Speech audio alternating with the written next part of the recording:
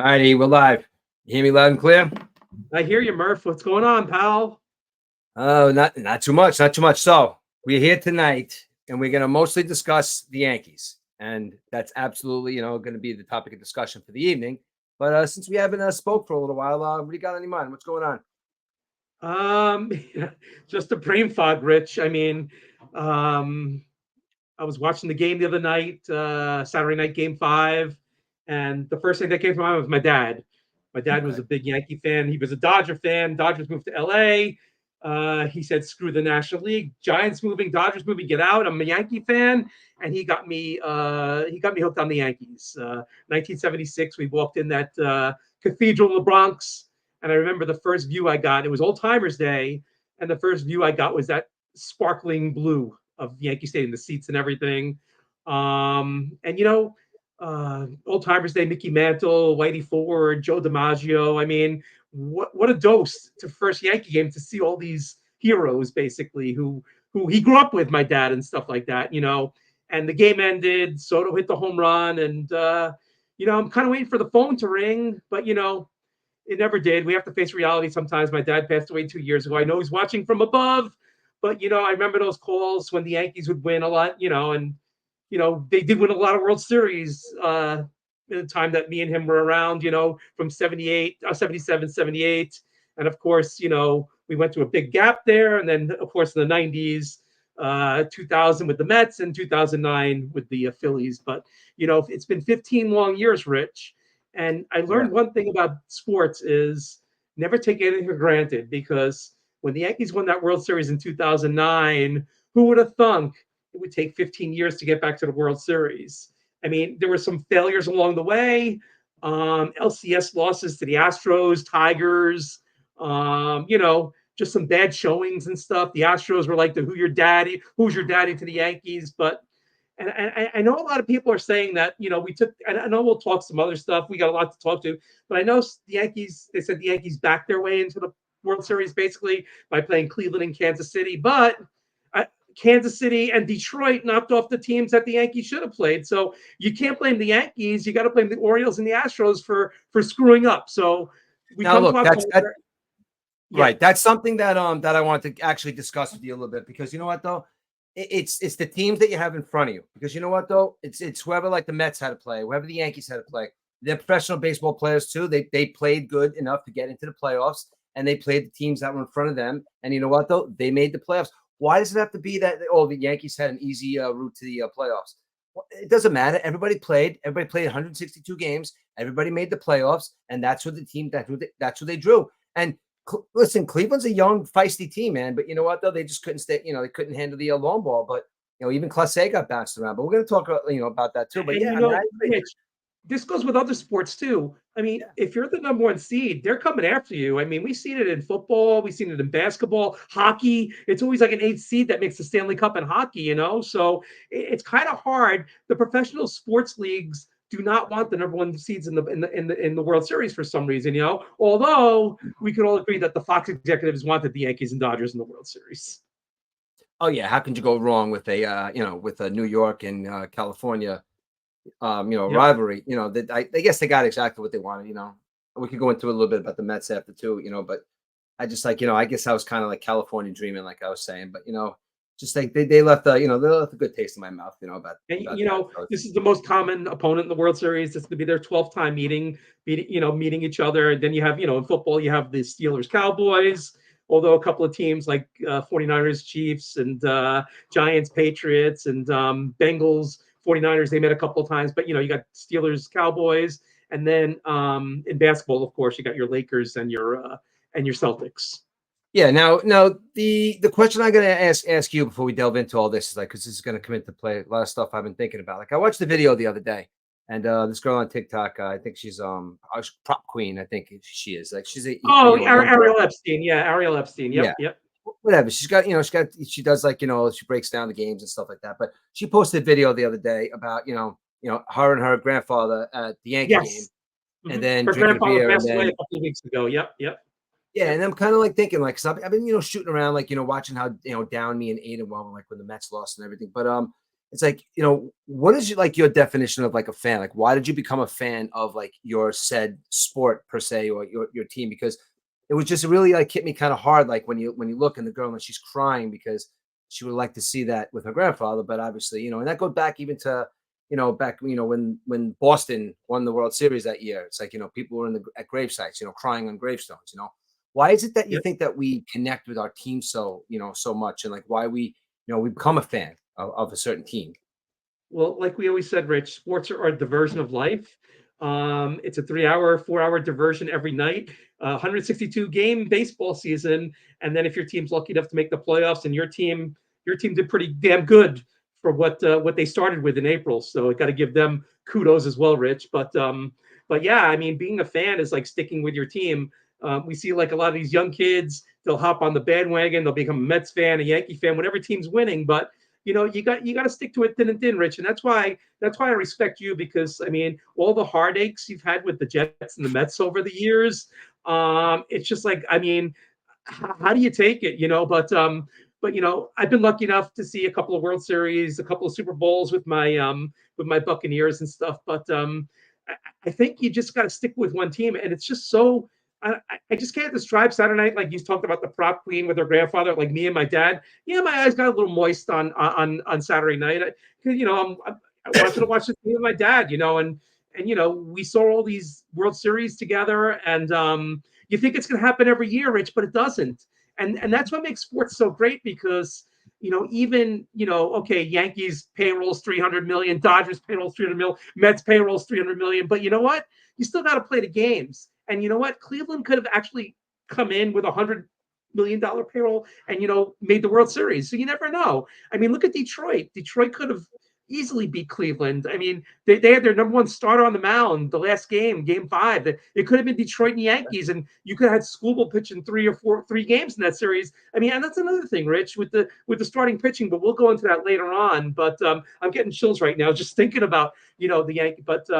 But yeah, I mean, that's what being a fan's all about, Rich. It's watching your team every night. We badmouth our teams. I mean, the Yankees. I was sitting in Yankee Stadium back in June where the Orioles were facing Luis Heel, and he was pitching batting practice. I think he gave up 7 runs before he gave him an out. And that was when rock bottom hit the Yankees this year. They went through a streak of like 90 days where they weren't playing well at all. They lost 2 out of 3 to the Dodgers. Soto wasn't in the lineup. You had DJ LeMahieu batting first. So it just goes to show you what a long season can happen when it gets put together. But yeah, and I'm sure you would agree though, Rich. I mean, being a fan is like just sitting 3 hours every night watching your team. And we get Yeah. mad at our teams too, right? Yeah, because I kind of like looking into it and like going through this process with Aiden. Like I was listening to Harry Rose the other day describe like what it meant to him like to be a Met fan. I don't know if you saw that video, but he like described like that feeling that he got. Like he said that he was 14 in 1969, and then he just went through the progression of like what he saw through the years, and from thick and thin, and then becoming a Mets fan, and we stick to our team no matter what. Like I came up with the conclusion the other day that the reason why we stick with our teams is because, I mean, my dad was a Yankee fan and I'm a Mets fan. And I tell you, there's just a weird story of me just being able to have access and go to Shea Stadium is the reason why I'm a Mets fan and a Jets fan for that matter. But there's some kind of like nostalgia, like thinking about like when you're a kid and like how they disappoint you. So, but you know what though, they're gonna be there next year, and you never know. So with the Yankees, and I know you guys have 27 championships. It is what it is. And it's like sometimes Yankees get maybe a little like misplaced with their anger because I'm a Mets fan. I was 14 in 1986, and I just had so much hope in that team. And the ball going onto Buckner's legs. Wasn't Buckner like 6 for 8, and like wasn't he like a multiple time Gold Glover? Yeah, When of it's like, course. Yeah, and that's first baseman. Yeah. the ball just goes under his legs, and I can remember the elation that I had. It was jumping up and down, and like I was so happy because you know for lack of a better term, like you want to be a part of something. And it's like when you see like these fans of these teams, they're from all different walks of life. They're businessmen, they're school teachers, they're like construction workers, like whatever you want to say, like and it's like we all get together for that one common cause, and we just realize how mad we are at Pete Alonso because he doesn't hit a game-winning home run. But you know what? Pete Alonso hit a game-winning home run a couple of games ago, And then you think to yourself, you can't do it every time. And then you look around, like those people are all trying to, go over in their heads why not to be mad at Pete Alonso, because the next time he hits a home run, it's going to be a bomb, and we're all going to be happy, because the emotional roller coaster that we go on as fans is like, it takes us. It's kind of like it's a disconnection from our day, in meaning that, like, we don't have we have no outcome on at the end. We have no outcome on. We could have our gimmicks, and I'll talk to you about that in 1 second too. About our gimmicks, and, like, why this guy wears an orange socks. When you think of superstitions, baseball is like one of the the main things. But Derek Jeter a couple of weeks ago said it right. It's like the Mets aren't about all these gimmicks that everybody's talking about. They're just a good baseball team. And I think sometimes we get lost up in the gimmicks and the oh my god, and and just at the end, like, me as a fan, like, watching, like, it's like I wouldn't want to watch those games with any other person besides my son, because my fandom comes from still watching him hope that we're gonna see a World Series. Like, you know what I mean? Like, he went out one night, and, like, I'm like, what am I gonna do? Like, Shannon and Jack came in to watch the game. And he's like, that's my Mets baseball watching buddy. Like, and World Series or playoffs. Like, I couldn't have gone through any of those emotions. Like, I have a couple of videos I could show you, like when we were at that watch party when Alonso hit that home run, man. And it's like just the pure joy in his eyes. And I think that's what keeps fandom going, because we don't have, we can't correct or do the outcome, but we could hope, and we could have our heroes, like, not heroes, but the guys that we follow, make us happy or make us sad for the day, but it gets us away from the stuff that we can control. You know what I mean? I'm trying to say? Like, being a Mets fan and being a Jets fan is like different. Like, because you're a Yankee fan, and you expect that every year. And I think this year, that group of guys that I've explained more than once is just like, I thought that they had something magical, but they ran into guys that, like, we'll go through those lineups, and like that Dodger lineup is just nasty. It's like, these are a bunch of guys that almost hit it right at the right time, and we'll just see what happens next year. Yeah, yeah, no doubt. I mean, and the thing with baseball is the landscape changes every offseason with free agency and trades and stuff like that. And I mean, look at the Yankees. The Yankees bullpen in April was a total transformation. They brought these guys from the White Sox, Tim Hill and Jake Cousins, Kirk Cousins' cousin. So these guys came from the White Sox. I mean, they couldn't pitch for the White Sox, but they're pitching in the World Series now. So you know what? I really got to give as much heat as Cashman gets, Rich. I really got to give Cashman credit, because he brought in these guys, and it was a total transformation. But baseball is such a great sport, Rich. I mean, football, you got your 17 games. Basketball, your 82 games. But baseball is like every night, Rich. It's every night from like late March to late October till Halloween, basically. So you're following it like 7 months a year. And I would take a baseball game over a football game any day, Rich. It's just one Me of the too. greatest sports. Some people say it's boring, but you know what? Go to a game, go to a weekday game on a Thursday afternoon when you're sitting in the stands, and you say, hey, the world's working, but I'm at a baseball game in the afternoon on a Thursday. I mean, that's what baseball is all about. Baseball's going to the night games. Baseball, it just brings everyone together, Rich, it seems. And look at 9/11, how when George W. Bush, I mean, like him or hate him, Republican or Democrat, he walked on that field at Yankee Stadium wearing a bulletproof vest, of course, but he threw a strike, and that like brought America back together after 9 days of mainly, like what's going to happen next. I think that was like a lot of courage what he did, and it just showed that baseball brings everything together. And then Piazza hitting that big home run at Shea Stadium. I mean, how much? How do you market the sport by? I mean, you can't. It's out there. I mean, kids watch it as little kids. I know they get into the video games and stuff, but I think our generation, Rich, we're the diehards. We watch every inning. Your son, my son, they watch every inning. I mean, my son's coming home tomorrow to watch the game with me tomorrow night, so it's gonna be. I can't wait to see him come home. You just said that you just said something about the video games, and I was kind of like about that with the video games, but Jack is kind of like a fair weather baseball fan. You know what I mean? Like, he pops in and out with me and Aiden, but Aiden. Aiden's a super fan. He's just like he's a super fan of the Mets and just sports in general. But Jack like bounces in and out. But when he does bounce in, like, he knows all the players.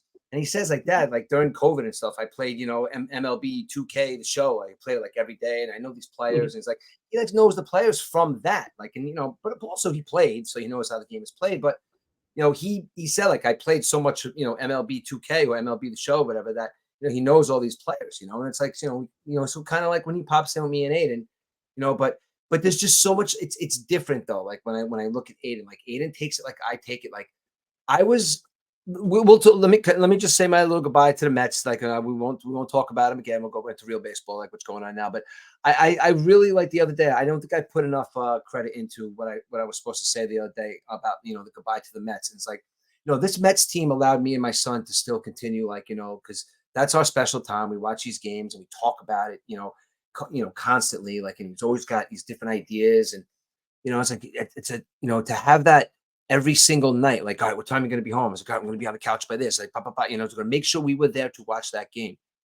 And the night that we knew it was over, when it was a game 6, seventh inning, I pretty much knew it was over. We just kind of looked at each other. We were kind of like sad, but he would get like visibly upset and mad like throughout the season. And I would always say to him, like, Aiden, it is what it is, bud. It's like, it is what it is. Like, you're gonna say that at the end of the year that if they would have won this game against the Reds, or they would have game against. It's like, yeah, I know. But why get so crazy about it? But all the way up into this. Now, when the Mets went on this little run here, I admit I got emotionally involved, dude. I was in. Like, I was looking at these group of guys, and I'm like, and me, I never ever soured on Francisco Lindor, and I was constant with him, and I knew he was going to turn it around, and I knew he was going to become the player that he did become eventually this year. But I do think that this team was a bunch of finally getting a guy to say, all right, guys, I'm this guy, and you're going to follow me, and I'm going to walk through fire. And Francisco Lindor, I think, without a doubt, became that guy this year. Because once they put him up to the top of that lineup and he realized that I'm going to start this shit off with a bang, he completely changed everything. And, I'm going to talk about his fielding too. Is like, to snub him for a Gold Glove is beyond me. And it's like, you hate to hear conspiracy theories about, MLB or whoever does the voting, like hating the Mets or whatever. But Lindor is the best defensive shortstop in baseball, hands down. And I know I'm just talking like, from emotion, but I think he is. But he got snubbed. But anyway, I'm off the fact that he got snubbed because Ohtani is just a beast.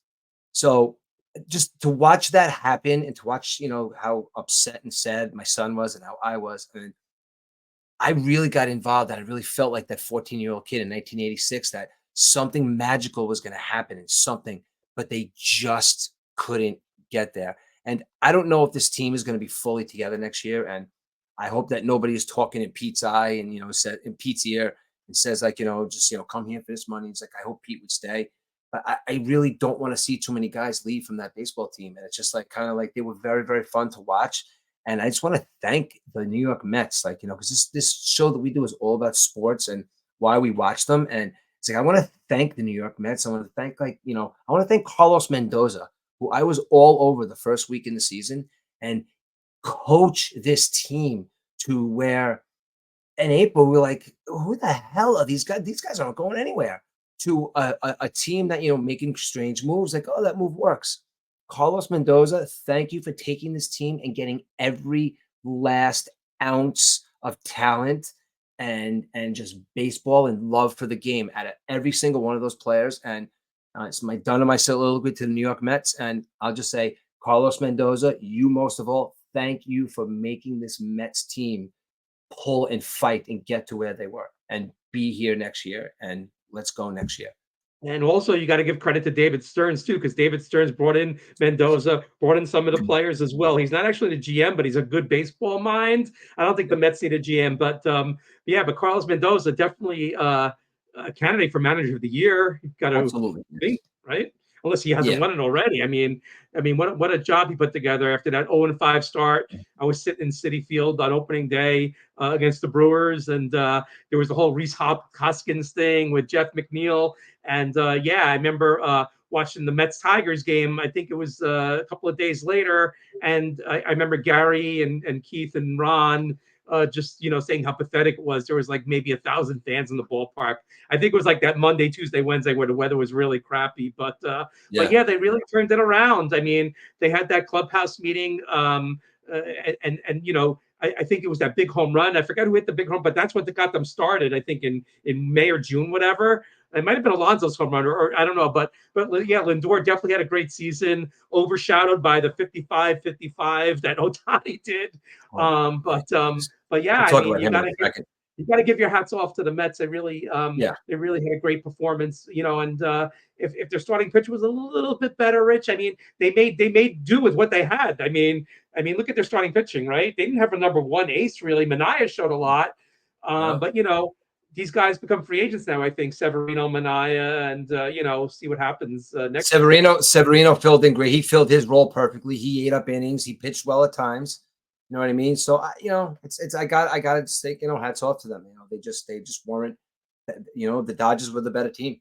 And and that's what fandom to me is all about. Being able to to talk about it, and why we take it so seriously is you're become a real fan. And they lose, and then they lose, and then they lose. And then, if you're a real fan of sports, and then you realize that it's like, all right, I'm 6 or 7 years in now. I can't turn my back on this team because they're going to win one day and it's going to be great. And then it becomes that's when your fandom becomes bigger and bigger, because I have a rule in my house, and that goes for my kids, and that's going to go for my grandchildren. If I ever am blessed with grandchildren one day, my nephew knows this rule. But when you are 10 years old, when you become 10, you have to make a decision on what team you are going to root for. Because if you're 10, and you're a Seattle Seahawks fan, and they do bad this year, and you're 12, and you turn around and tell me you're a New England Patriots fan because all of a sudden Drake May is good, it's fugazi. You're a Seattle Seahawks fan. So that's the rule I have in my house. My kids know, and my nephew knows. So he's going to come on actually this next time unless he wants to declare his fandom. The problem is, Rich, it's not only 10-year-olds, it's 20-year-olds, 30-year-olds that make those decisions. Yeah, it's man. crazy. It's crazy. Yeah. When the Seahawks won that Super Bowl, how many people were in Seahawks shirts in this area? I mean, we're like 3,000 miles away from Washington State, and yet there's so many Seahawks fans all of a sudden. How'd that happen, right? Yeah, it's insane. When I see Seahawks fan, I want to see guys like Jim Zorn, Steve Largent. That's what I want to see. These new Seahawks fans don't even know who those guys are, right? No, I agree. I'm sure Aiden knows who Tom Seaver is. I'm sure Yes, I'm sure Aiden knows who Felix Mian is, right? Dave Kingman, right? All those guys, Craig Swan, he knows John Maddox, Jerry Kuzman, those were the Mets, right, Rich? So you got to really know, and I know a lot of history about the team, so I could really probably answer some Mets trivia questions too. But when you talk about fandom, Rich, I could tolerate the Yankees losing to the Dodgers, but I think if the Yankees lost to the Mets, I think it would be a little harder to take for me. I don't know how I would. There's just so many Mets fans, it's just bubbling inside to win this championship that I think if the Yankees would have lost to the Mets, I would have never heard the end of it. So that's why if the Yankees, I think I'll be a little bit better if the Yankees lose to the Dodgers, which they might. Really? That's interesting. Even knowing their past and stuff like that, and the Dodgers and the Mets. The Dodgers and the Yankees. I'm talking about yeah. So you would rather lose against the Dodgers than the Mets. All right. It happened in my lifetime. It happened in '81. Reggie Jackson got hurt in the League Championship Series against Oakland. It was a strike year. The Yankees came out. They won the first 2 games of the World Series. And Reggie Jackson could have played in Game 3, but George Steinbrenner said, "Hey, we got this in the bag. Let's sit him on the bench." So Game 3, Fernando Valenzuela pitches Game 3. I'll talk more about Fernando later. Rest in peace. But Fernando Valenzuela pitches Game 3 of the World Series. He pitches 9 innings. He walks 7, strikes out 6. He gives up 4 runs. Guess how many pitches Fernando threw in the Game 3 of the World Series that year? 160. Almost 149 pitches. No, yeah, I know. It's unbelievable. I mean, that guy was you could talk about him for a minute. He was he was unbelievable to watch pitch. He was a workhorse. I don't understand why it happens today where nobody's built like that anymore, dude. Nobody's built like that anymore. It's crazy. So Fernando, he comes into the league as a 20-year-old, and his first 8 games he pitches complete games. He gave up 4 runs in the first 72 innings he pitched. Crazy. I mean, I went to 2 years ago. I went to a Dodger game, and you walk into the back there, and it's there's a huge just picture of Fernando Valenzuela. I'm I had to kind of tell him who it was, but now he knows who it is. But yeah, exactly. But he pitched with a couple teams, not a Hall of Famer. I mean, his record wasn't that great, but he came on. Remember Fernando Mania, Rich, when he first came on board? It was crazy, right? The 20-year-old, he goes 13-7 in his first year. He wins the Cy Young Rookie of the Year award that year. He wins the Silver Slugger too. Guy could hit as well. He had 10 home runs in his career. Hit 250 his first year in the majors. He was strikeout leader, like I said. He did it all his first season, basically. And eight shutouts his first year, I believe. It's just mind-boggling what this guy did. 11 complete games too. That for an eight in Like his first eight. if you could take a picture from the last like 10 years, can you compare Fernando Valenzuela to anybody in the last 10 years? The way he came on, I mean, not only did he win his 13 the first year, but then he won 19 games the following year. It's like, I you come on and you're a great pitcher like Steven Strasburg. Remember when he came on the scene, he was supposed to be yeah. like an But instantaneous Rich, Young look at Paul Skeens. Paul Skeens comes on, pitches for the Pirates, right? Yeah. So he only pitched maybe 25 starts this year. Only 3 of them are 7+ innings in his start. It's the coddling they do of these pitchers, and I know Fernando had some injuries and stuff. I mean, 10 years into the league, he was showing regression, arm injuries and stuff. I mean, but what this guy did for the city of LA, the country of Mexico, and for Major League Baseball in that 1 year, it was a strike year too. So we kind of needed that shot in the arm. But yeah, I was sad to see that he passed away. And I put a video on of Vince Scully a couple of years ago, trying to throw out the first pitch, but he said he had the rotator cuff issue, and he goes, "Do I have a lefty?" And there, out of the dugout, comes Fernando Valenzuela to throw out the first ball. But I saw the pictures of him lately. I think he retired.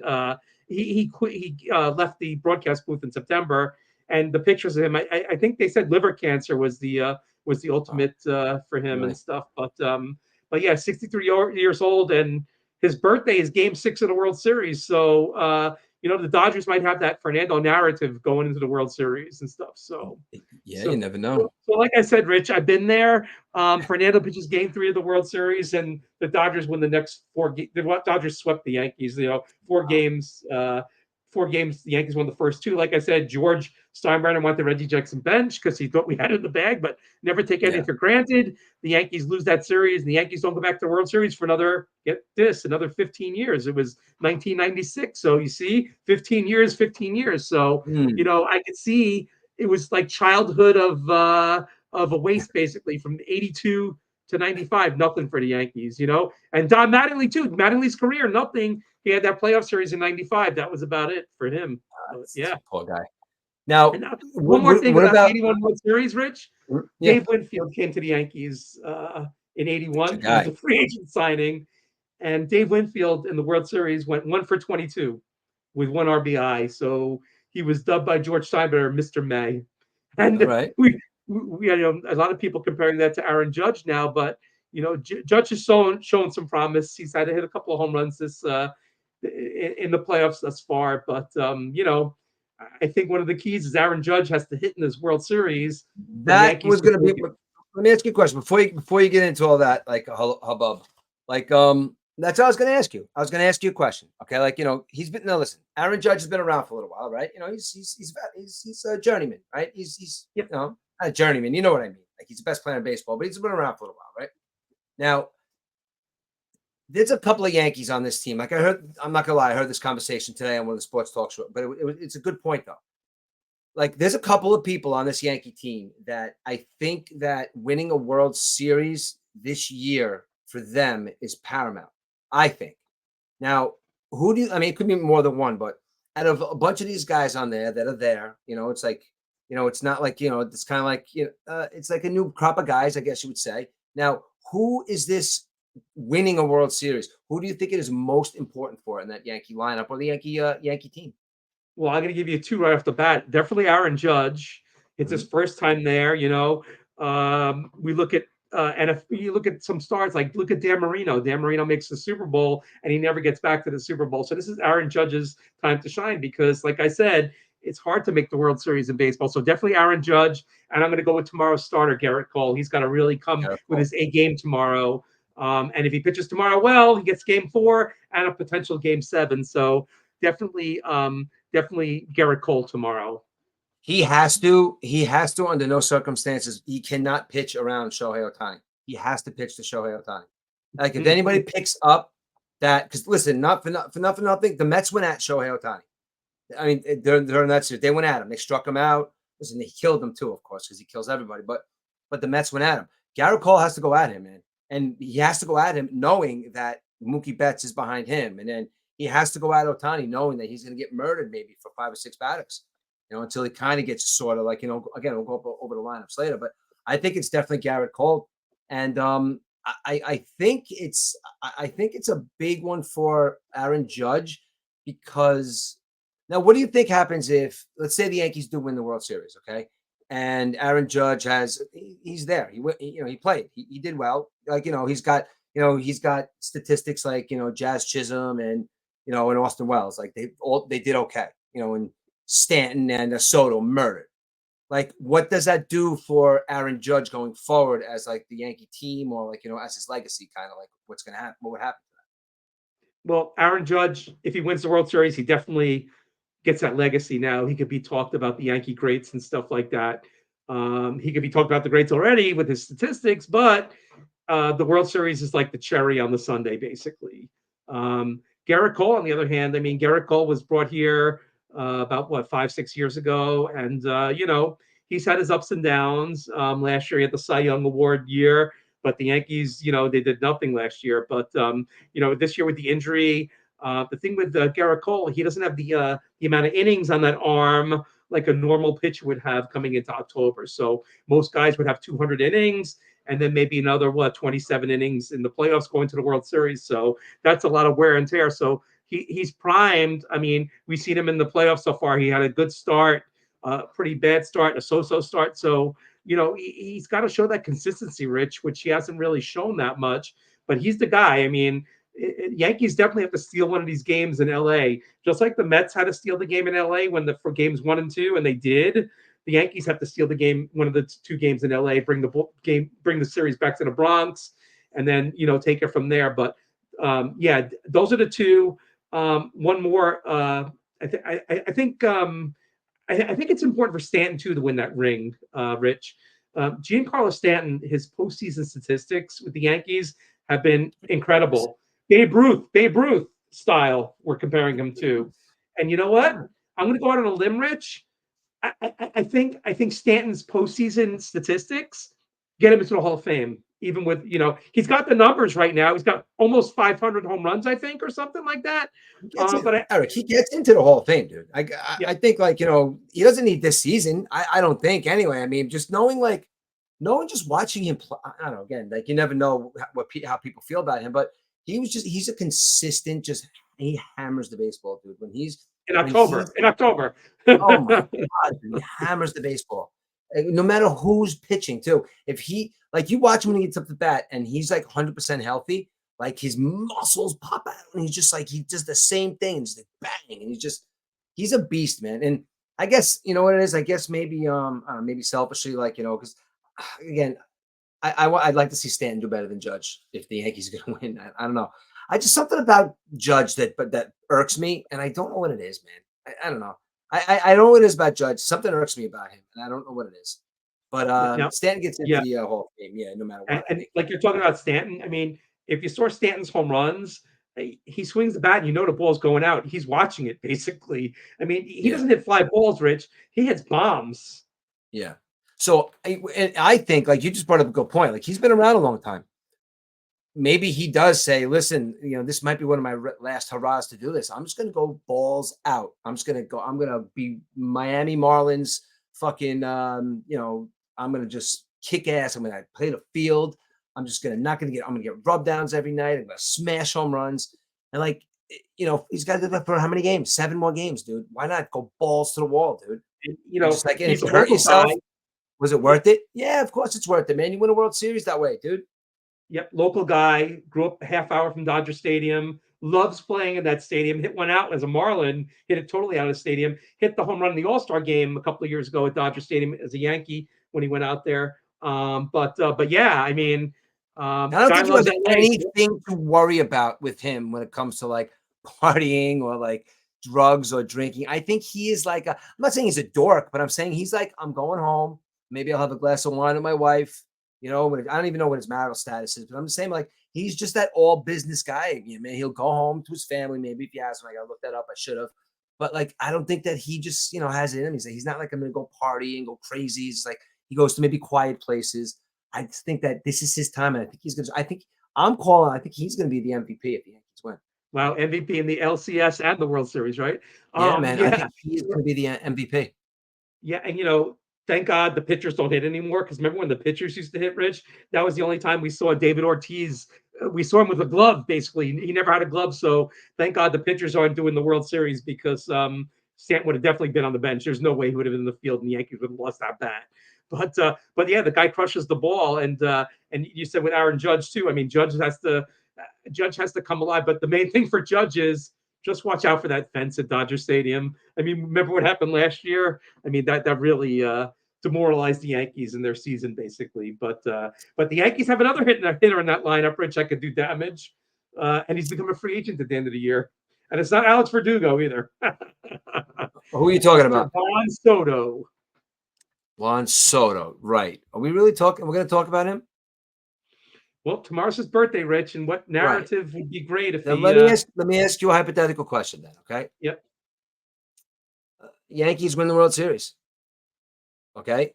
They offer him $500 million, and somebody else comes in and offers 600. Same amount of time, just $100 million more money. He wins the World Series. Does he take the money, you think, or is he wrapped up in the Yankee lore, or like what does he do? And I'll ask you that same question for: does he leave? Do you think? Is there any circumstances where you think that Soto goes to the Mets or somewhere else? Okay, so hypothetically, the World Series ends. Of course, Soto's not going to sign for a while, Rich. Soto probably won't sign till, let's say, Christmas, maybe, you think? If that. Some of these guys wait till like what, like January, February. Well, you got Rizzo coming off the books. Gleyber Torres, I don't know. Maybe the Yankees re-sign him, but Yankees have a kid named Spencer Jones in their minor league system and a couple of other prospects. So they made a Soto trade last year, sending these prospects away. Let's say they do another trade with prospects. Let's say they trade these prospects to Toronto and they bring in somebody to play first base, one Vladimir Guerrero Jr. So how does that sway Juan Soto? Can you imagine a lineup with Aaron Judge, Giancarlo Stanton, Juan Soto, and Vladimir Guerrero? I mean, I'm salivating just thinking about that. Now, what's I think is going to come into play too, because I think Juan Soto's a smart, he's a smart baseball guy. But I think this is, and I honestly think that, excuse me, if the Yankees do lose this World Series, I think their weak point is going to be their starting pitching. I think against this lineup, I think their starting pitching is going to get them in a lot of trouble. And I think maybe that's going to go into his decision too. But I don't know if you want to continue to talk about Soto signing somewhere else, but I think like, that might go into his decision too. Is like, who's going to be our pitchers next year? Garrett Cole, kind of sucked this year. Like in the World Series, he didn't come up big for us. Like we don't have a big pitcher. It's like, the Mets just signed so-and-so. Like maybe I'll go to the Mets. Lindor is my boy. I don't know. I'm just using the Mets as an example because I would love to see Soto there. But, what's to stop him from saying like, I don't know if this team can pitch? Because I think that's their major weak point, I think, going into the World Series. And I think the flip side, Rich, I think they're pitching better than the Dodgers right now. Okay. The Dodgers only have 3 starting pitchers, and can you really count on Buehler? I mean, once you get Let me ask past you a question. Flaherty, Do you think the Mets pitching staff is better than the Yankees? Barring Garrett Cole, do you think the Mets pitching staff as a whole is better than the Yankees? Starting, I think pretty much the same. I think the Yankees bullpen's much better than the Mets, but I'm just going I starters. mean, Starters. yeah.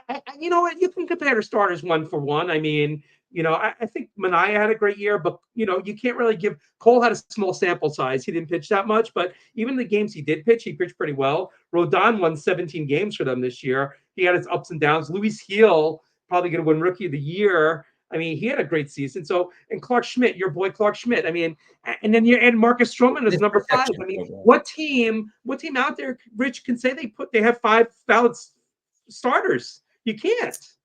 Yeah. Yeah. I mean, but you know what though? The Mets had what? The Mets had they had Manaea, Peterson. Kodai Senga pitched barely. Yeah, and McGill, right? McGill was their starter. Who's their 5th starter? Yeah. It's like they kind of got with Senga getting really hurt. The Mets got thrown for a loop, I guess. You know what I mean? I don't know, but their pitching was definitely.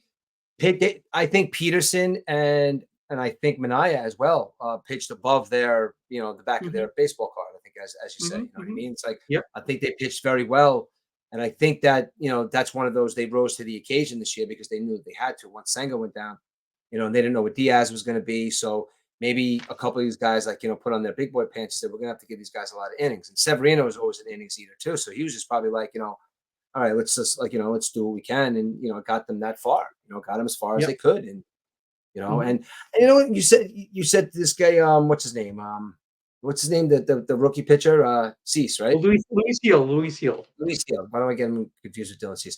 Luis Hill, like where's he been?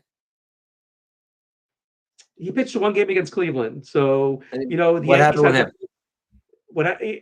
he had a lot of I honestly, innings. I don't know. I don't know. I'm asking. I don't know. Well, the guy didn't pitch for a couple of years, so he came back this year. A lot of innings on that arm, Rich. So they went into the first series with Kansas City. All they needed was Cole and Rodon. Gotcha, He'll gotcha. pitch, Okay. and Clark Schmidt. He'll pitch one of the games against Cleveland, and he will be the Game 4 starter in the World Series. So he'll be there. But you got to go with the guys that got you there. You got to go with Cole as your number one. You got to go with Rodon as number two, and then you can make your choice of Schmidt or Heel. And the big game is Game 3, Rich, because it comes back to Yankee Stadium, and you got Clark Schmidt going against Bueller. Bueller hasn't been lights out. He's been, And one thing though, if the Dodgers had Tyler Glass now, I really would have given the Dodgers the edge. The Dodgers would have been huge favorites in the World Series, but they brought Flaherty. The Yankees checked on Flaherty at the trade deadline. Cashman was going to go all in on, but Flaherty had some back problems, and his velocity's been down. Yamamoto can't pitch more than 75 pitches, Rich. So there's definitely an issue. And, the Dodgers are going with these bullpen games. I mean, what a disgrace. I mean, you can't even get starting pitchers. You have to go with these bullpen games all the time. It makes no sense. I mean, these old baseball players. Can you imagine Bob Gibson? I mean, on the Cardinals, Yeah. they're having a bullpen game. I mean, Sandy Koufax in '63 against the Yankees in the World Series, he pitched on a Wednesday. He pitched on a Sunday. Sweep for the Dodgers. Bye bye Yankees. He pitched 9 innings. I mean, 18 innings in the 2 games. So it's totally a different game. But it's such an embarrassment to baseball seeing bullpen games, and for the Dodgers to roll out 2 bullpen games in a league championship series. It's embarrassing, and that's the weakness the Dodgers have as a starting pitch. In the Yankees, like I said, Stroman hasn't even pitched 1 inning in the playoffs yet. So the Yankees are 5 deep, and then you got Nestor Cortez coming back. Nestor Cortez is 2 for 12. I mean, Otani's 2 for 12 against Cortez. So Nestor Cortez said in the papers the other day he will give his left arm. He will take the risk of getting surgery just to pitch in a World Series and to earn this team a championship. So Yeah, can I you saw imagine that? His arm is hanging on by a string to get these lefties out. If he blows out his arm, he's going to miss a year and a half basically. And how much money is he going to throw away just to win this World Series? So that goes to show you this Yankee team how well knit they are. And when Stanton won I'm backtracking. When Stanton go won ahead. the NLCS, did you see the guys, the teammates on the stage with him? They're it's just there weren't too many gimmicks with the Yankees this year. The only gimmick they had when they had a home run in the dugout, they formed 2 lines, and the guy would go down, with high fives and stuff like that going down the line. But the Yankee team is tight knit, and even with Jazz Chisholm, I mean, we thought Jazz Chisholm would be a cancer in the clubhouse. I mean, this guy loves playing for the Yankees, and he was saying on the radio today that him and Aaron Boone have become best friends, and they tell each other funny stories and stuff. So the fact that Chisholm was supposed to be a cancer, I mean, he's got to start hitting though, Rich. That's the He's got problem. 11. Right, he struck out 11 times, dude. He's got But one Rich, home the run. guy comes over here.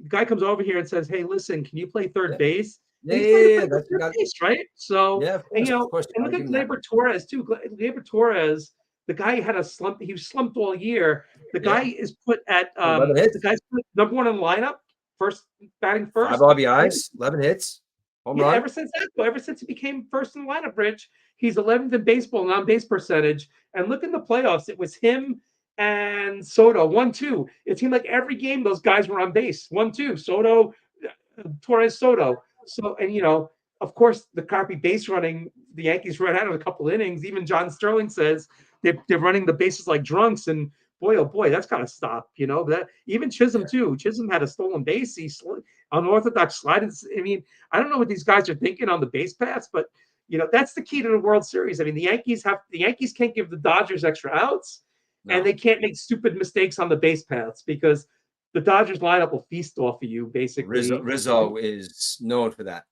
Yep, and the 7-8-9 Dodgers Yankees have the edge. I mean, in the playoffs with the getting on base. So that back end of the lineup too. You don't want that to turn around because I think it turning around to the Dodgers with Ohtani is worse, than turning around to Torres, although Torres has been hitting. But another key Yeah. is Volpe. Volpe definitely had a transformation. He's been very patient at the plate right now, and it's been showing in the playoffs. Guy's been getting on base. And then you look at Rizzo. Rizzo's been getting on base with the broken fingers, so had a couple of You know balls what in the though? field. But To your point before about Volpe and Cabrera. Like I'm just looking at it from a baseball perspective. You said Volpe's been patient at the plate, during like the playoffs. I don't want Volpe and Cabrera being patient at the plate. I want those kids hacking away in the playoffs. I want them swinging at fastballs. I want them mhm. swinging at first pitch strikes. You need those guys on base because you know what is because how young they are and how exciting like these young guys are. It's like you gotta start hacking, even if you miss, man. It's like if you get on base in that first inning and you're like, yo, I'm on base now. Look at all these guys that cheering for me. It's like that adds fire to you better. Like with these young guys, like if they start like Mark Vientos, like we found our third baseman. Like that kid, he's got you can see his demeanor. He's very kind of calm demeanor, but he looks like a little kid out there and he's hitting the shit out of the ball. And it's like, you put him in a part of the lineup. Now all of a sudden, like I'm batting third in the Mets and like in this lineup, it's like, and even Pete Alonso didn't say nothing about moving him around in the lineup. And then boom, he came back. And then Lindor, it's like, and these guys like, even Nimmo bouncing around, like even McNeil coming back. And like this team, it's like these guys, like, they got to know like where they can play. You know what I mean? It's like, and I think that's really big, I think, for them. You know what I mean? Oh yeah, no doubt. But there's also the flip side, Rich, where you want to work the pitcher's count. A lot of these guys, they're not pitching more than 4 innings. These guys, I mean, it's Yeah. who's pitching 7 innings now? I know Cole pitched 7 innings against the Royals. I think he pitched 7 innings one game, but none of these guys are pitching past the fifth inning. It's usually like the managers are pulling these guys after 4 2/3 innings pitched, basically. So, So that's my other question to you. Do you think that like as far as the Yankees lineup, because we talked about their starting pitching, how Walker Buehler, he had that good game against the Mets, but he's been up and down. Yamamoto's got that over five ERA. Flaherty, like he had the really good game against the Mets, and then the Mets hammered him, so he's not really consistent. So do you think like the Yankees, like the way their lineup is set up and the way it's constructed, do you think that they have room for adversity, like when they do go up against the bullpen game, where you have the one guy, and I'm sorry, their names are forgetting me at the moment, but guy come in throwing 102 miles an hour, and then come in and get somebody, maybe throw somebody that's throwing 77, get Yamamoto, maybe in a bullpen game where he's going to throw like a 77-mile-an-hour curveball. Like, do you think the Yankees have enough, people in their lineup that's going to conform to something like as a bullpen game like that? When you've seen different types of pitching, sidearm maybe, or we've seen different types of pitches. Do you think that their lineup can conform to like seeing that kind of game? well, Rich, we just saw it. I mean, the Guardians had one of the Yeah, best bullpens in baseball. They had so many leverage guys. Cade Smith pitched every game. Look at Clase. The Yankees were done against Clase, and they come up and they hit the home runs and stuff. yeah, So, that and Kansas City's bullpen wasn't chopped liver either. So the Yankees actually went through two good bullpens. I know the Dodgers. They're bringing this guy Alex Vesia back, the lefty. He's coming back. So the Yankees aren't afraid with bullpens. So we've seen 2 series already. So you know whether or not the Yankees can keep doing it, but I know the Dodgers have these high leverage guys too. The Yankees have the high leverage guys too. So Yankees bullpen. Look at Luke Weaver, the closer already. He's coming out like Mario Rivera. I mean, you can't compare yeah, the two. But I'm just saying I like Weaver better than having Clay Holmes out there. Clay Holmes is much better in his spot right now. You got Tommy Conley. You got some good guys out there. You got Tim Hill, who I said came from the White Sox. The guy can't even break a glass. He's not a strikeout guy, but he comes sidearm and gets the outs and stuff. So yeah, I think what it does, it comes down to the bullpens, Rich, and the starting yeah. pitching, which the Dodgers don't have. Now you listen. I'm going on. I'm looking at the Dodgers lineup right now. Like who? Listen to these stats. Who do you think? Whose stats? You probably know, but like whose stats you think these are? 44 at bats, 6 home runs, 15 hits, 3 doubles, 1 home run, and 12 RBIs. Whose stats on the Dodgers lineup do you think those are? Is that Otani or Muncy? And Montano Muncy. No, it's a little kid. What's Oh, his name? Tommy Edmonds, right? Edmund. Tommy. Yeah, yeah. Yo, that kid right there. Like it's at times watching him play, I was mad they were playing the Mets because I was like, I like he's just he looks like a little kid, and he's like the kid was he was batting fourth when they went in Game 6 against the Mets. Like, just looking at this lineup, that they could kill you anywhere, but you throw that kid in the lineup, like he's hitting everything you pitch to him. Like he's I don't know, like that's a kind of kid that you can't pitch around. Like he's gonna hit curveballs, he's gonna hit fastballs. Like I'm looking at this lineup here, and I'm like, I just know because like I seen it from the Mets perspective. But now, I'm looking at right now. You got to look at the Yankees lineup too. Like it's like thinking about the fact that We they could do have Judge and they comparisons, have Rich. Yeah, we what's could do that? definitely comparisons. But you look at the Yeah, Dodgers lineup too. You got Kiki Hernandez. Kiki right, Hernandez has about the same amount of home runs as Stanton has in his playoff career. So you exactly. look at the catcher spot, Rich. You got who Will Smith against Austin Wells. I mean, you definitely got to give Smith the edge there, I would think. Austin Wells, listen, not for nothing. Like I don't know too much about him up until a couple of weeks ago when I was like, holy shit, that's the catcher for the Yankees. Like whatever, but he hasn't been playing too well, man. If you want to really put it down to it, he really And hasn't that's been why, playing well. the Yankees even putting him at the cleanup spot, they still managed to win. So it's crazy. But I think his defense will improve. Hopefully the hitting improves, but he does have the award for the best mustache, Rich. Oh, 100%. He just looks like an old school dirty baseball player. you know? Okay, let's go first base. You got Freeman and Rizzo. You got the bad Now, ankle against the bad fingers. I mean. now I would now just the fact that Freeman is out there that they trust is bad enough where he could limp to first base tells me that Freeman is a dangerous hitter, dude. Like he could hit anything, lefties, righties, wherever the ball's pitched, any ball thrown to him. So he's gonna play. You know what I mean? So it's a matter of like, even an injured Freddie Freeman, you got to give the edge to the Dodgers. Oh, no doubt, no doubt. I mean, he's got the best bat skills, Rich. I mean, all kidding aside with the ankle, you still have to swing the bat. Rizzo's been getting some good hits lately, but I think you got to give the edge to Freeman there, definitely. How Yeah. about second base? You got the Lux Taylor for the Dodgers, that platoon, and then you got Gleyber Torres for the Yankees. I definitely have to go with Gleyber Torres on here. The way Gleyber Torres is playing now, yeah, if he still continued to play the way he was playing in the regular season, he was kind of like dragging his ass, not really playing, but he's definitely come on to the playoffs. And look, these two guys, like you could take them or leave them either way. Like one of them might have a good game, but no, I definitely have to give second base, definitely give the edge to the Yankees on this. Torres definitely gets the edge. Yeah, and then you got Edmund Volpe, and I think this is close, Rich. I'm going to call this a tie. I know Edmonds had the great LCS, but like I said, Volpe, he's coming around, and he's really been swinging the bat pretty well, and his defense is pretty good too. See, I think I'm gonna give the edge to Edmund there. The only reason why I'm saying this because I got to watch him in that series against the Mets, and he was just surrounded by all these veteran guys, man, and he did not flinch. He was bounced around in the lineup. They had him at short, I think, one night. I think like they bounced the kid around, and the conversations like he's the coach's kid and this that and the other thing, but he did anything that the coach asked him to, and he filled in and he kicked ass and did what he was supposed to do. And I think that I saw something in him where like he wasn't afraid like of that moment. Like he wasn't afraid to hit the ball where he needed to be hit. And I think that in itself, I think like just momentum and motivation. I think I'm going to give the edge to the kid there.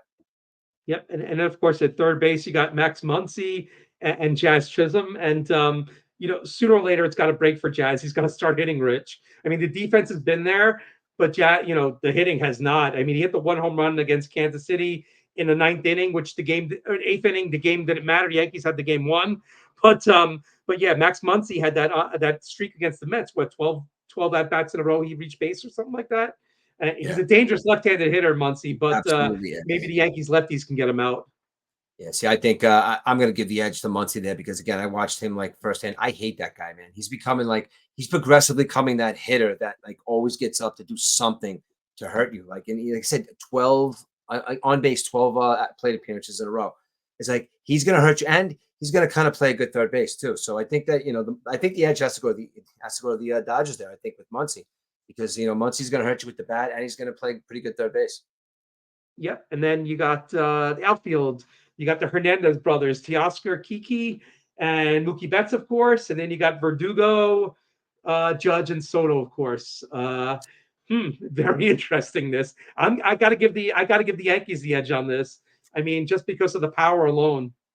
Yeah, because the point that I was going to make before is, this could probably come in handy here because we're going to go to the DH eventually too, obviously because that's Shohei Ohtani. Yeah. But Yeah. I think that when you look at this Yankee lineup and this Dodger lineup, right? You got Shohei Ohtani, Mookie Betts, right? You got Aaron Judge and Juan Soto. Take them out of the equation. Take those four guys out of the equation right now. All right. Now, when you go to the rest of that lineup, dude, I mean, you're looking at, would you say, Jazz Chisholm, Rizzo, you're Yep. looking at, just, your lineup that you have there. It's like this. But then, like, you take Mookie Betts and Shohei Ohtani out of this lineup, you got Freeman, you got Hernandez, you got Muncie, you got Kiki, you got the rookie, what's his name, Pages. You got guys like that. You got, got guys like that that are like very dangerous hitters. And I think that's another place I think where the bottom of the lineup is going to be very, very key to winning the World Series for the Dodgers. I think those guys down there are going to have to continue to pound the baseball because, if you're a guy like Lux and, Will Smith and you're batting at the bottom of the lineup in that second inning, you sure as shit want to get Shohei Ohtani up and want to get on base. So I think that bottom of the lineup right there with those guys is going to be very key in the Dodgers winning the World Series. But yes, outfield wise, I definitely going to have to give the edge to the Yankees just defensively and Juan Soto and Aaron Judge. Any outfield with those two guys in is definitely the best outfield. And Mookie Betts isn't even a right fielder. You know what I mean? He's a second baseman, shortstop, right fielder, center fielder. Like he's just like an outright good baseball player. So you got to give the edge to the Yankees on the outfield. Yep. And then, of course, I don't know how you can give an edge on this one, Rich. Ohtani Stanton. I mean, you when Ohtani's mentioned, there's just no way you could go against the opponent. I don't know. I'm not listen. I'm not giving the edge to Stanton on this.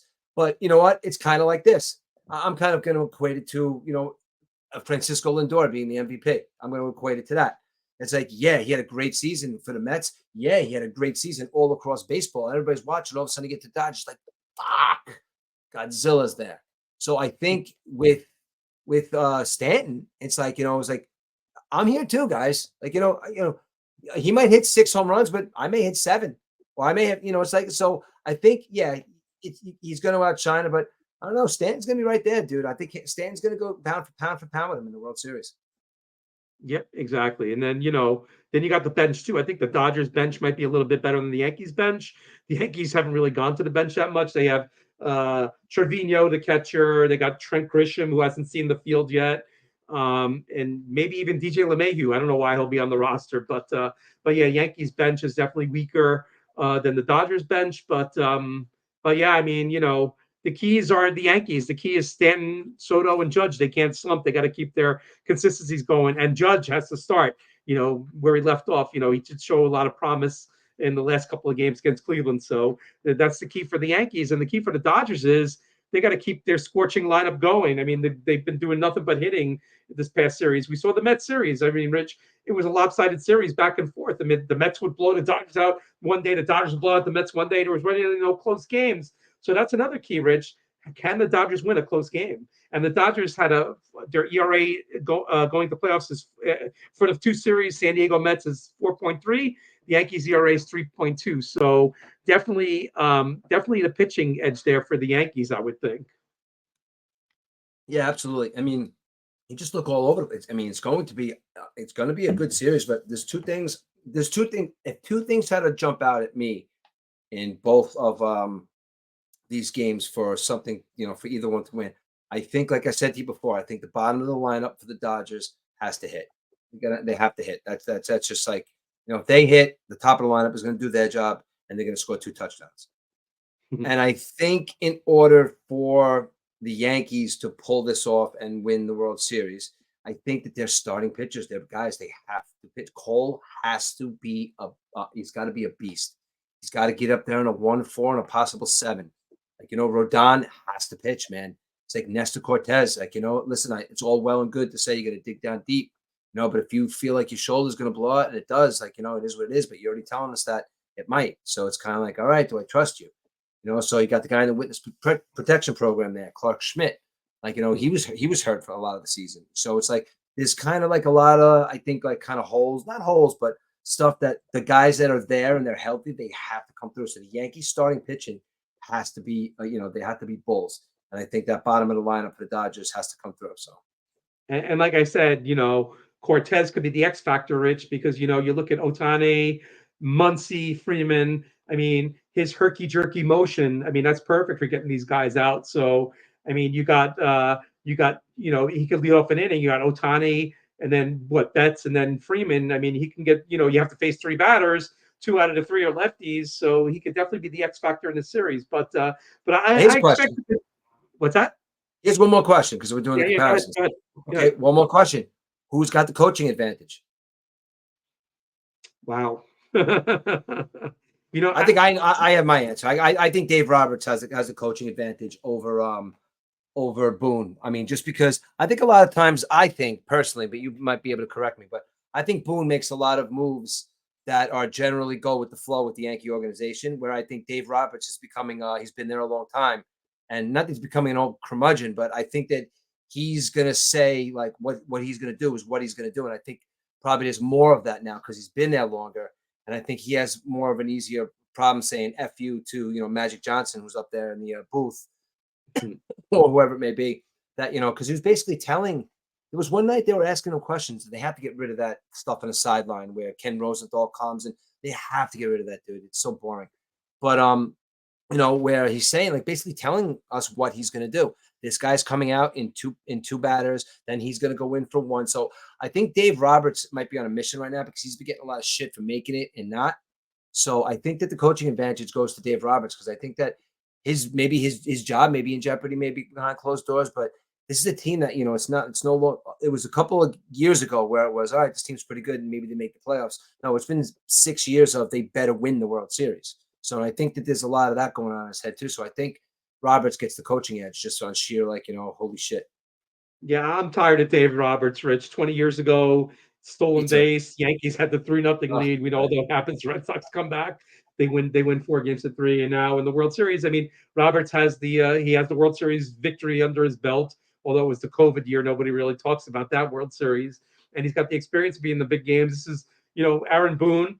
He put the Red Sox to rest with the big home run many years ago. But he never played in the World Series. Oh yeah, he did play in he did play in the 2003 World Series where they lost to the Marlins. So he's got World Series experience as a player as well, none as a manager. But I think Boone's been around quite a long time, and yeah, he's the yes man to the Yankees. But I think in the World Series a little bit different. I think it's much different than a game in August against the Blue Jays or something like that. So I think in the World Series a lot different. The starting pitchers have short leashes. It's just the whole dynamic of getting the 27 outs for your pitchers and trying to get some big hits from the bats and stuff. But yeah, we'll see what happens. Right? You think like during one of the games, like Magic Johnson comes down to the locker room and he walks out to the dugout and he kind of whispers in so and so's ear. Dave Roberts like, yo man, it's why don't you put so and so in? He's been sitting down the whole game. Do you think Dave Roberts turns around and goes, yo, shut up, Magic, and talk about basketball. I take care of the baseball shit here. What do you tell me to put into the game? Do you think there's any of those conversations where Magic is just like, hey man, I'm a professional athlete. I think this. Do you think there's anything that goes on with that? With the Yankees? You might have. No, you might Dodgers. Dodgers. Oh, you never know. I thought you meant with the Yankees. The Magic have a 0.1000 something ownership in the Dodgers or something. Yeah, exactly. Yeah, I mean, with the Yankees, it might happen with the Dodgers. The Yankees might have one of the guys, calling from above too. You never know, but I'll say Magic. Just concentrate on Lakers, please. Yeah, exactly. Yeah. So Rich. So the World Series going on now. So I'm wearing a Yankee jersey right now. Yes. Can you guess the number I'm wearing? Can I guess the number now? Is there a reason, or you can tell me that you just pulled it out of the closet and that's when you grabbed? I pulled that out of the closet, but this one's pretty good because it's going to be a little hard to guess this one. Don't tell me. Don't You tell know, me. it's not going to be John Wetland, but Mariano Rivera, nope, CC Sabathia. nope. Is it not a pitcher?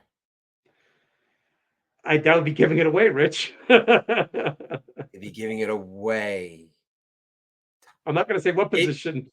David Who? Wells. David Nope, Wells. nope, I'm gonna get one more guess. You are going with Mickey Mantle. no. All right, who I'll do you give you got? a hint, Rich. I'll give Yeah, you give a me a hint. good hint. So, whoop, I got to face the camera this way. So this is a World Series patch, 2000 World Series. The Yankees beat the New York Mets that year, I believe. That Derek Jeter? Nope, Bernie Williams? nope. I can't guess. Core 4, you're almost there. Oh, Posada? No, one more. You got it, Rich. Oh, Girardi. No. Oh, no, Posada, Girardi. Like now you got me going crazy. The core 4. What's his name? The pitcher, Pettit. Yeah, damn, it took me enough. There you go. Andy Pettit. Was that a real jersey? Because the last name is on there. The Yankees don't put that. Yeah, last no, name. I gotta get a real one. I'm gonna go for the Aaron Judge one. I was gonna get one for my birthday, but I never bought myself one birthday gift yet, so I'm gonna buy that now. It's so funny, Awesome. Rich, when you go on. I actually won a contest with Budweiser. I won a $50 gift card. So they give out the number of home runs in the series, and I guess that's how many winners they have. So I got a thing on Twitter where they sent me a Fanatics gift card, so I got $50 so I can get my Aaron Judge jersey. But it's funny, they have a protection policy. Like if the guy gets traded, you get your jersey for free. So it's funny the way they get you though, Rich, because they have it for Aaron Judge now. Is Aaron Judge going to get traded, Rich, or released from the Yankees? No. Right? But No. they have the guarantee for that one, but they don't have the guarantee for the Soto one. So, but yeah, I will be getting the Aaron Judge one without the name on the back.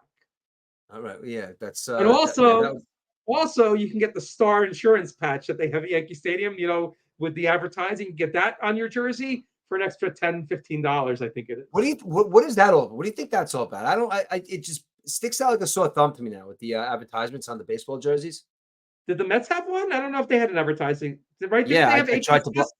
Hospital special surgery on their uniforms, I think. No, it was something else. I don't remember. Probably Columbia, some Presbyterian. I think it was a Every hospital. team's got it, Rich. Every team. The Royals had some convenience store on their jersey and stuff. So yeah, I mean every team does it now. And then you see on the helmets, Rich, they got that advertisement on the helmets now. It's like a German uniform company that sells work uniforms to factories and stuff. I believe I forget who it is. It shows how much we concentrate on that. Strauss. Yes, yeah. Exactly. So that was never around. That came around in the playoffs and stuff. Also, you get the the extra minute of advertising. So even with the pitch clock, these games are still going 3.5 hours. You remember speeding up the game? Not happening. Yeah, that's unbelievable to me. And you know what? You want to hear something crazy? I know we won't talk about it, but perfect timing for the election, dude. You know how many advertisements there are going to be for the election during the World Series? Oh my God, that is they're going to drag politics into this by like the seat of their pants, and it's going to be a shit. Well, whatever. But they're going to. I just want to put out there. My son turns 21 on election day. That's his birthday, November 5th. And, he doesn't want to be overshadowed. I basically told him, I said, what do you mean overshadowed? There's going to be nothing settled that day anyhow. It might be 9 weeks before something's settled. But yeah, but yeah, you're going to see a lot of that on the advertising in the upcoming weeks. I don't know how much the World Series baseball charges. I know we have the Super Bowl charges a lot, but I really wanted to go to one of these games, Rich. But you know how much they're charging for a ticket? $1,300. $1,300. I went on Ticketmaster. Yeah, I went on Ticketmaster, and there's actually seats available for Yankee game on Wednesday, Game 5. And they have the pinstripe pass, which you get to stand in center field at one of these social gatherings. No seat, just standing. $1,338 to stand before the Ticketmaster fees, which probably brings up to $1,500. But you do get one drink, Rich. You get a drink included, so you get a soda or a beer. How about And that? what do you like? Honestly, like, and like, what do you like really, really think about that? Like, I mean, that and it's not the Yankees, it's not the prospective teams. Like, why do they allow these second market bullshit, man? Like, when, look, not for nothing. Like, you sound like, but if you're like a normal dude, you're gonna really spend like, if you have kids, let's say you got 3 kids, then you have to decide like if your wife's gonna come because she's not a real fan. So do I want to spend $3,500 on just a couple of tickets and they might lose? It's like they make it unreachable for like the normal guys to get. I mean, I'd rather watch these games on my couch. So I I can't was I was spend all speaking that to my money. yeah, I was speaking to my buddy at work today, and we were talking about this. I mean, $1,300 to stand at a game, not even sit. I mean, and Yeah, to that's take a nuts. family of four, mortgage payment It's or World nuts. Series that they could possibly. But on the flip side, Rich, I think I would pay $1,300 for a Super Bowl ticket. Yeah. No, my wife asked me the other day. My wife asked me, and I really mean this when I say that. She's like, what if somebody at work or something says to you, say the Mets make the World Series.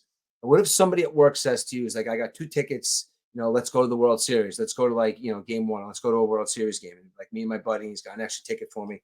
And my wife asked me, he's like, would you go? And I was like, no, I wouldn't go.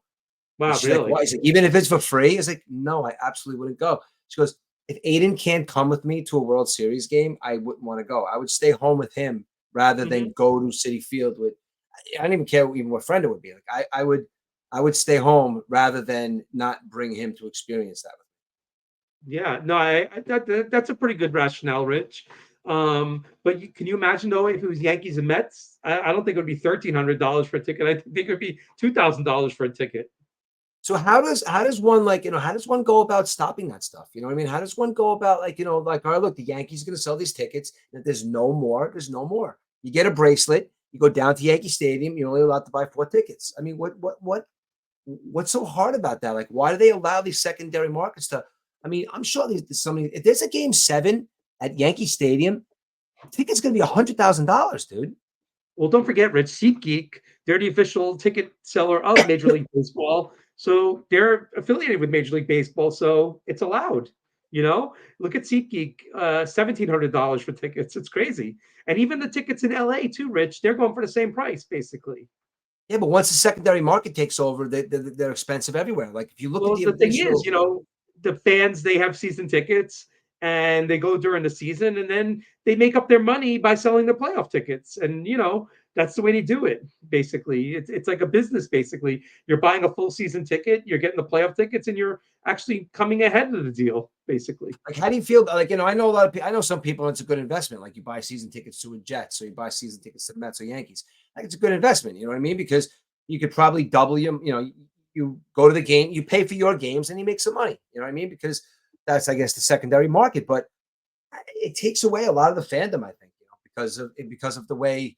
The fact that me and you, like, how bad you would love to go to a Yankee game. Could you imagine going down to there and getting that bracelet and paying $100, paying $200 for 2 tickets for you and Ben just to go to a game, and there's no shipping charges and there's no internet fees and there's no beverage charges. It's just you and your son paying $100 for each ticket and going to a fucking baseball game. Well, that's the thing, Rich. It's those stupid service fees that you get. I mean, how do you need a service fee to sell a ticket? I mean, they're not even paper tickets anymore. They go to your phone. What do you need a Yeah. service fee for and a handling charge? I really don't understand, but I guess that's how they make their money. But it's a percentage. But if you're buying a $1,300 ticket, you're not getting like a $20 service charge. You're getting a 20%. You're probably getting like a $200 service charge on those tickets. It's unbelievable. And And sit behind home plate, Rich, $20,000 to sit behind home plate.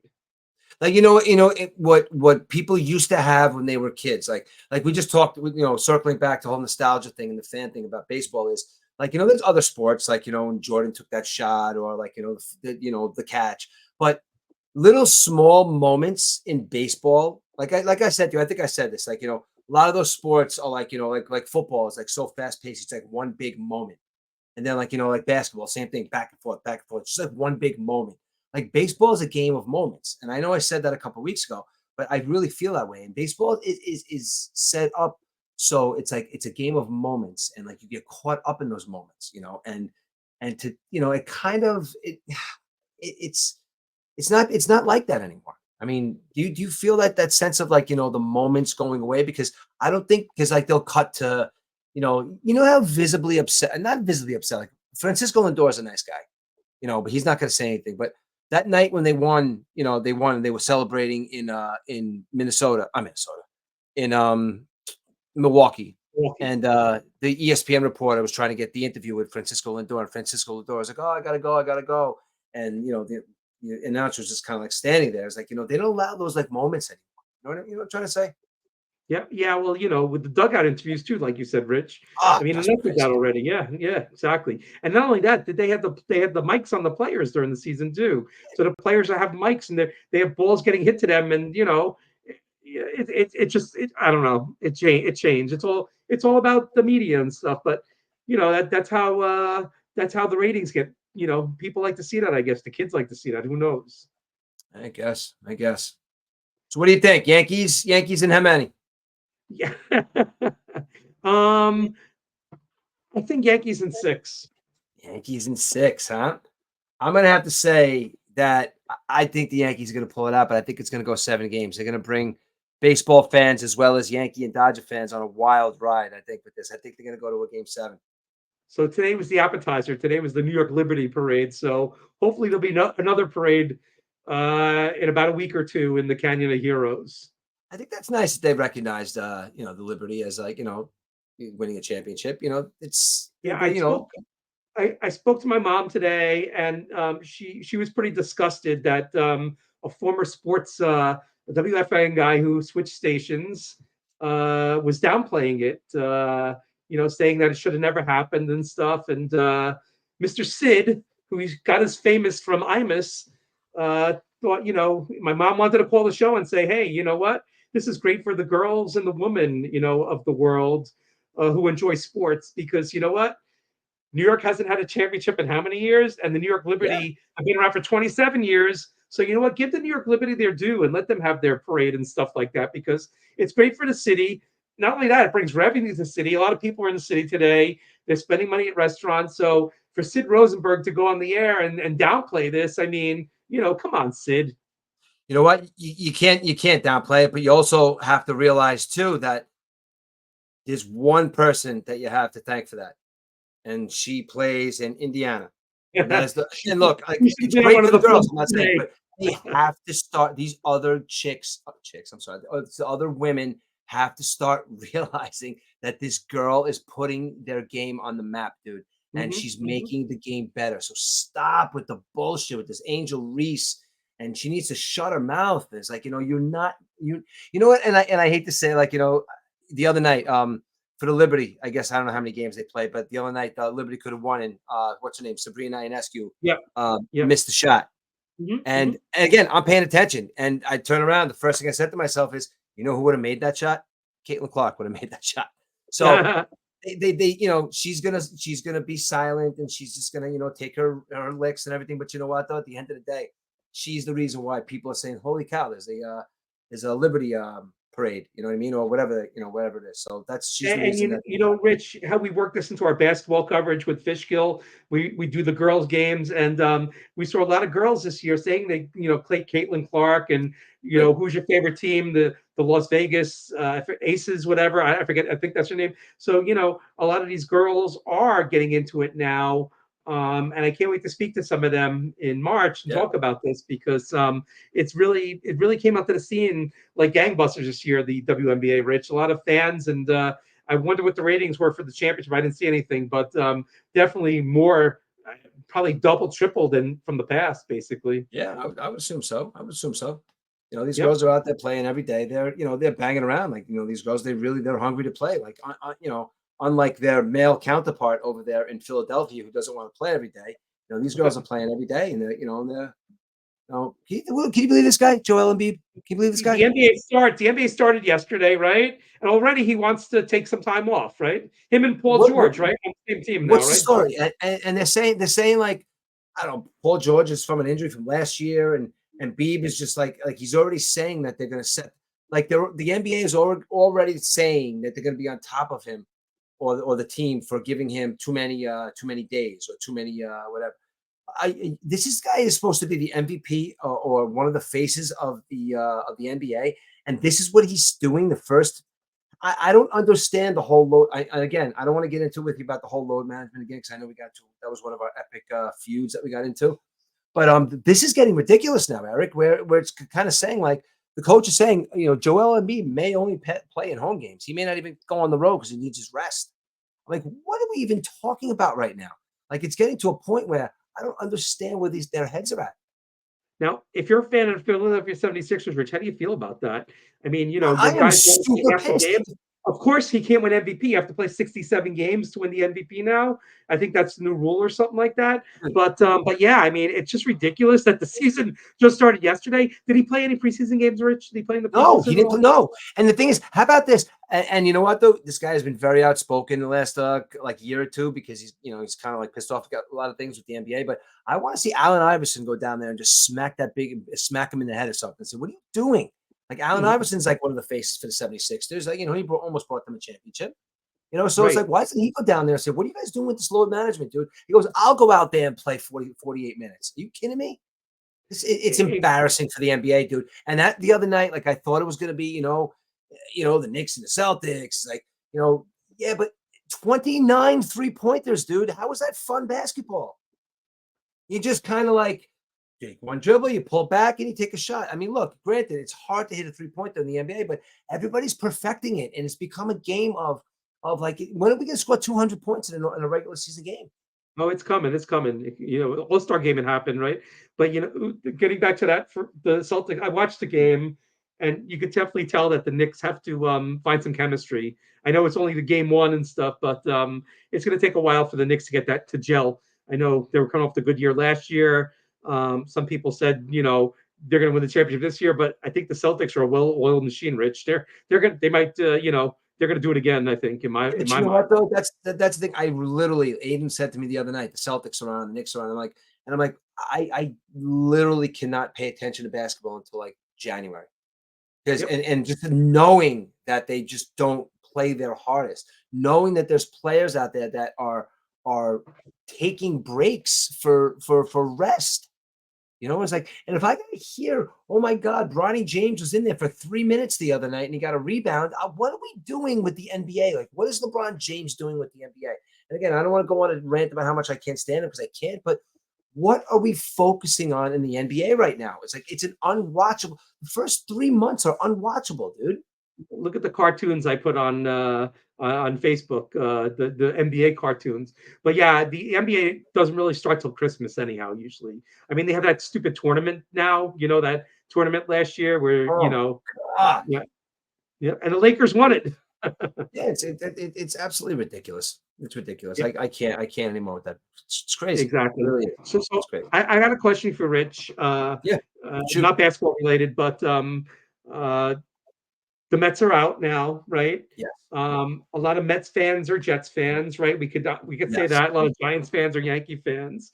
Usually it Yes. works out that way. So Yes. with the Mets run, it looked like the Jets had a little pass there for the first 7 weeks of the season. So right now the Jets are 2-5.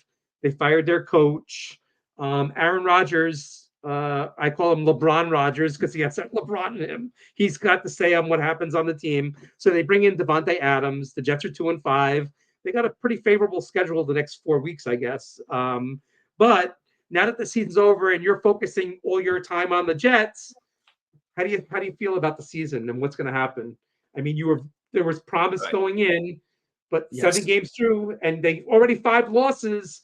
They lose a couple more games, Rich. It's going to be hard to make the playoffs.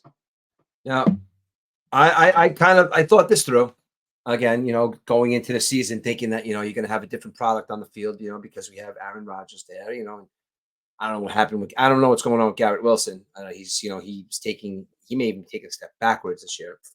I'm going to tell you what I think is wrong with the Jets, and it's going to sound like I'm bitching about coaching. Okay. But what I think about what's wrong with the Jets is, now I'm going to preface this by saying that I love Aaron Rodgers, dude. I love him. I love him as a guy just on podcasts. I love that he just says whatever the hell he wants. I love that he's just like a personality, like, and like he just doesn't give a shit. Like sometimes he says stupid things, and I don't think he says it because he's just trying to make waves. I just think that he's just a guy. His own family doesn't like him. It's like, so it's like kind of like he's just that guy who just says whatever's on his mind. Now, with that being said, he comes to the Jets, and I was trying to look up before what the average age is of the Jets coaching staff, but it's not. There's no get off my lawn, guys. If you know what I'm trying to say. So you look into the coaching situation. Okay, now Salah comes here a couple of years ago. Salah comes here and he's all, I'm crazy and I'm raw and effing cursing and yelling and screaming. It's like he didn't show one lick of that guy on the field. Okay, literally just stood there like a statue for a couple of years. Okay, now Aaron Rodgers comes in. Now you have a coaching staff there run by Robert Salah, who is, I don't even know if he was 40 at the time when he got the job. I don't know if he was, but the point I'm making is Aaron Rodgers comes to this team. Okay, now there's a bunch of guys like Earl, whatever his name is. I can't even pronounce his name. He's kind of falling into this right away, as well as I think Robert Salah did. I think Aaron Rodgers comes to this team. He's got a well-oiled machine. I made a joke the other day that that Pat McAfee is going to be our new kicker because Aaron Rodgers is getting all his boys to come play for the Jets. But that all jokes aside, I think Aaron Rodgers is in a situation where he's got coaches that don't want to tell him to shut the fuck up. Now, that I think that there's coaches on that team that are more awestruck, not even awestruck, not even like they're not a personality to where they're going to walk into a room and there's Aaron Rodgers and like, oh, I don't want to piss him off. Like I think Robert Salah wasn't trying to be buddies with him. I think Robert Salah was so caught up in this is Aaron Rodgers. I don't want to get him mad. Or if we switch up the offense, let's just let him do whatever he wants.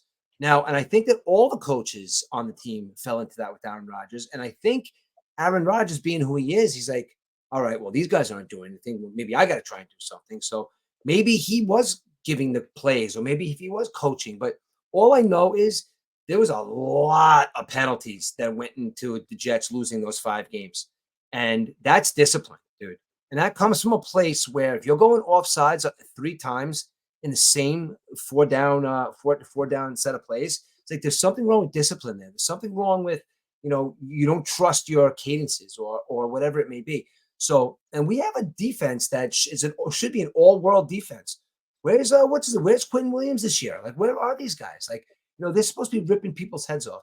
And I think, and I hate to say it, but I think it is definitely because of the coaching. And I don't think that I think Rodgers at this point is just going to be like, all right, I'm just going to take this thing as far as I can. Like, all right, you're playing here, you're playing there, you go long. Because if you look at their play calling, it's like a high school coach or not even like somebody that doesn't really know too much about being creative about running plays, runs the offense. It's Breece Hall up the middle. It's Garrett Wilson, quick out. It's, whatever it may be. It's like, what they're going to run. 3rd and long, Breece Hall is getting the football. They have 2 running backs that they could utilize. Breece Hall could be a 4th receiver. So there's no creativity in that offense. And that from there goes to coaching. They didn't bring anybody in that was creative. And Aaron Rodgers might be trying to do stuff on the fly. He's not a coach. Maybe he thinks he is. And I think that's getting lost in translation as well because and when I mean by old curmudgeon, why not Rex Ryan or somebody that's of an elder that can say, all right, even you, shut the fuck up. Even me, coach? Yes, Aaron, even you, shut the fuck up and sit down. I'm the goddamn coach. And there's nobody there to say that to any one of those guys, I don't think right now. There's nobody there to say, Sauce Gardner, you can cover anybody you want, but you have to tackle. Or you have to chase down these guys after they catch the ball. And there's nobody to say to him, like, it's not just you have to guard the best player on the other side of the ball. No, it's like, all right, you have this defense. It's like, Sauce Gardner might be on one. No, he has to cover the best guy on the field. So you have a well-oiled machine there with a guy who doesn't know how to be a coach, but is trying to and thinking he can, surrounded by guys who should be telling him to shut the fuck up. But again, don't get me wrong. I love Aaron Rodgers. I love him. I want him as the quarterback. I have nothing ill to say about him. I think he's entertaining. And I think, but I think he's taking on conceitedly thinking he can do it. And no one's telling him to shut the fuck up. Right. Exactly. I mean, I don't know if you agree with me on that. I was a little long-winded, but it could be a disaster. I mean, Here's a scenario. Say Rodgers wants to leave the Jets next year, and the Jets go into the free agent market and they bring in one Sam Darnold. How about that? But again, that goes back to what we were talking about earlier about fandom. It's like Yep. because you get your hopes up so much for that, and then all of a sudden, just like it's shattered, and it's like, all right, well, maybe next year. Why am I going to start over with this team? Or what? It's like that's where it comes. Like, oh my God, they break your heart, man. And then it's like, but you're there again next year. Then you can talk Yep. about what they're going to do and why they should do it. But the Jets, I don't know, man. I hate to say, but I think it's got to be coaching. They left Robert Salah there too long, and I think that they should have. You want to fire a coach? Like you want to fire the head coach 5 games in? Why don't you just fire the entire staff, every single person, and just fire them and just bring in like the practice squad coaches or something. I don't know what to do because 2-5 is not on that roster. That depth chart does not say 2-5 to me. That depth chart says 5-2. Yep. Yep. So yeah, I'm a little upset about with the Jets because they have and again it's with the same thing every single year with both of my teams. It's like, well, this year the Mets did more than I expected, and this year the Jets again are going to hit us with they do a lot less than we expected. And it's not it's again I'm not I can't go in there. I don't know how to be a coach. I'm not saying I do, but I always say it all the time. Me and you are 2 guys that never played professional sports, but we could be outside observers and think, man, maybe we could have done this, and we get mad because it's our passion. So they're gonna they got to do something. Are they gonna go 8-2? Hey, you never know. Never know, right? Schedule's favorable.